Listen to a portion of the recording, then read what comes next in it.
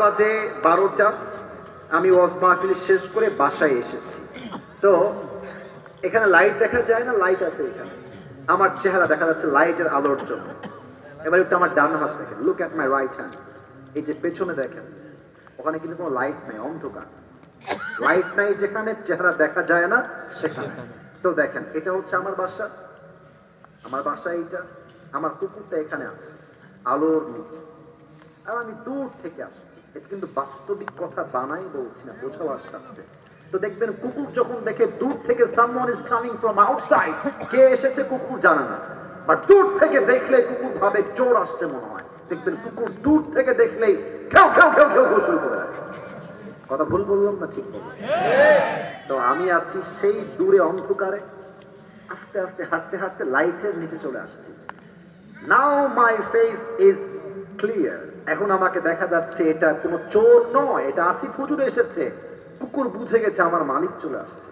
দেখবেন কুকুর আর খেউ খেউ করে না, চুপ করে সোজা মালিকের পায়ের কাছে গিয়ে মাথা নিচু করে ফেলে। আর কুকুর তার ভাষায় বলে, I am extremely sorry sir, আমি আপনাকে আসলে শুনতে চিনতে পারি নাই, এই জন্য ঘেউ ঘেউ করেছিলাম, স্যার মাফ করে দিবেন আমাকে, আপনাকে আমি চিনলে ঘেউ ঘেউ করতাম না। আল্লাহ বলছে, বান্দা, এই কুকুরকে তার মালিক কি দিয়েছে? এক গ্লাস পানি, একটা রুটি, অথবা একটা পাউরুটি। কুকুর একটা পাউরুটি পেয়ে তার মালিককে চিনতে ভুল করে নাই।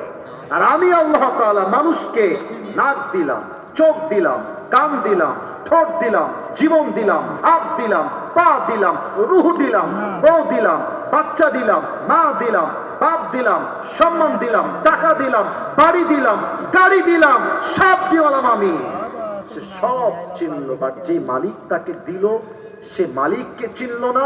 মানুষটা কুকুরের চাইতে নিকৃষ্ট হয়ে গেল। তাফসীর বুঝতে পেরেছেন? এবার আল্লাহকে যে চিনতে পারে না সে কুকুরের চাইতে খারাপ। আমরা কি এত খারাপ হতে চাই যশোরের ভাইয়ের? যদি এত খারাপ না হতে চান, 6টা পয়েন্ট আরো বাকি আছে, শুনে যাবেন তো ইনশাআল্লাহ। আমার বিশ্বাস, আমি তো ওয়াজ করছি 1 ঘন্টা, আমার বিশ্বাস যদি আজকে মনিরামপুরের এই মাহফিলে ভোর রাত পর্যন্ত ওয়াজ হতো, প্রত্যেকটা যুবক মুরব্বী ওয়াজ শেষ করে ফজরটা জামাতে করে বাসায় ঘুমিয়ে যেত। যশোরের মানুষ কোরআনকে বড্ড ভালোবাসে। 1 নাম্বার, আত্মাকে ক্লিন করতে হবে। তবে একটা কথা মনে পড়ে গেল, এটা আবার হাদিসের বাহিরে, তাহলে বলা যাবে না মনে হয়, না বলেন? এটা শিক্ষণীয় একটা কথা, বলা যাবে না মনে হয়, তাই না? তা পারমিশন দেন না, বলা যাবে কি যাবে না? অনেক যুবককে দেখবেন যে, এই চল রে নামাজে, চল রে, আসলে নামাজের সময় হয়ে গেছে, কি বলতে জানেন? প্যান্টটা খারাপ, প্যান্টটা, এটা বাস্তব, এটা বাস্তব, আমি নিজে দাওয়াত দিয়েছি।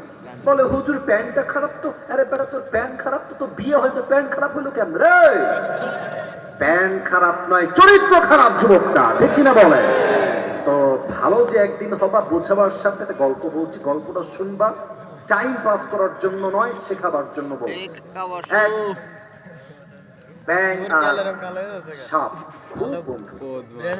তো একদিন ব্যাং সাপকে বলছে, বন্ধু তুমি দেখতে খুব সুন্দর, তোমার চেহারা খুব সুন্দর, তোমার গায়ের যে রং বন্ধু, কঠিন রং, ব্ল্যাক কালার, জাস্ট ওয়াও, তোমাকে দেখতে আমার অনেক সুন্দর লাগে, এবং তুমি যখন এরকম ফেনা তুলে ফস ফস করো, কি যে লাগে বন্ধু, অনেক সুন্দর চেহারা তোমার, অনেক সুন্দর স্টাইল তোমার।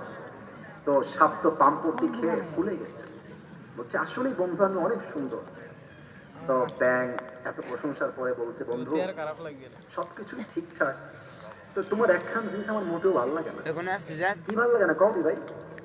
তো বলতেছে যে, তুমি যখন হেঁটে বেড়াও রাস্তায়, সোজা হয়ে হাঁটো না, কেমন তিরিং বিড়িং করে হাঁটো, এই তিরিং বিড়িংটা আমার পছন্দ হয় না। তো তুমি যদি পারো বন্ধু, একটু সোজা হয়ে আইবে। তো সাপ বলছে, ঠেকলো না, তোমার একখান বদনাম করলাম, তোমার গা জ্বলে গেল বন্ধু, তুমি তো লোক সুবিধার না। 1 লাফ দিয়েছে ব্যাং, পুকুরের মধ্যে গিয়ে পড়েছে। এখন ব্যাং যে পুকুরে পড়েছে আর সাপ যে ফস করে উঠেছে, পাশেই ছিল এক রাখাল মামা। রাখাল বলছে, কিডারে ফস করলো, কিডারে? দৌড় দিয়ে আসছে, দেখছে মাশাআল্লাহ সাপ মামা এমনি ফোনা তুলে আসছে। রাখালের হাতে ছিল বিশাল বড় একটা হেদায়েতুল্লাহ লাঠি, বিশাল লাঠি। তো রাখাল বলছে বিসমিল্লাহ বলে শুরু করা যায়। মাশাআল্লাহ, পেয়ে গেছি আজকে বাঘে। মার শালাকে দড়িটা মা, 20 মিনিট মেরে সাপকে একদম সোজা করে ফেলছে। এখন ব্যাং তো গেছে পুকুরের ভেতরে। ব্যাং বলছে কি খবর রে, আমার বন্ধু